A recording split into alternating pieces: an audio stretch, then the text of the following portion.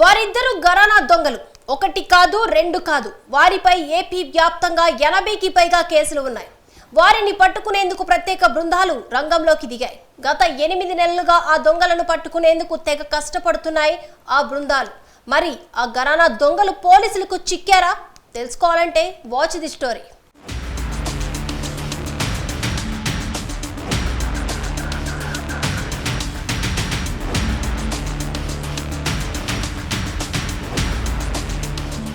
విశాఖపట్నంలో గాజువాకకు చెందిన బూలా నాగసాయి, మహమ్మద్ సోను, అలీ అహ్మద్ ఖాన్ అనే వ్యక్తులు గత కొంతకాలంగా వరుస చోరీలకు పాల్పడుతున్నారు. వారిపై ఏపీ వ్యాప్తంగా 80కి పైగా కేసులున్నాయి. దాంతో పోలీసులు ప్రతిష్టాత్మకంగా తీసుకుని నిందితులపై నిఘా పెట్టారు. రాజమండ్రి సీఐ బాలాజీ ఆధ్వర్యంలో రంగంలో దిగిన ప్రత్యేక బృందాలు నిందితుల కోసం గాలింపు చేపట్టింది.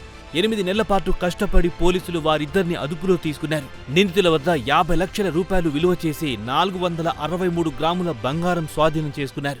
బూలా నాగసాయి సన్ ఆఫ్ భీమారావు గాజువాక అనే పాత అఫెండరు దొరకడం జరిగింది. అతను విచారించగా అతను సుమారు 6 నేరాలు 3 జిల్లాల పరిధిలో 4 జిల్లాల పరిధిలో చేశాడు.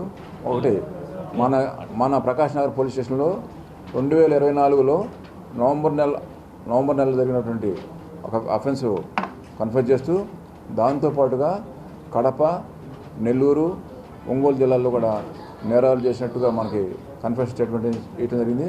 ఈ నేరాలు చేసిన తర్వాత ఈ సొత్తు అంతా, ఈ బంగారం అంతా తీసుకెళ్ళి అలీ అహ్మద్ ఖాన్ ఇలియాస్ సోన్ అనేవాడు, వీడి చిన్ననాటి స్నేహితుడు, ప్రస్తుతం భీమవరం ఉంటాడు, ఇతనికి ఇచ్చినట్టు ఇతని ద్వారా వివిధ ప్రదేశాల్లో తాకట్టు పెట్టి డబ్బులు తీసుకొని జల్సాలకు ఖర్చు పెట్టినట్టుగా మా విచారణలో తేలింది.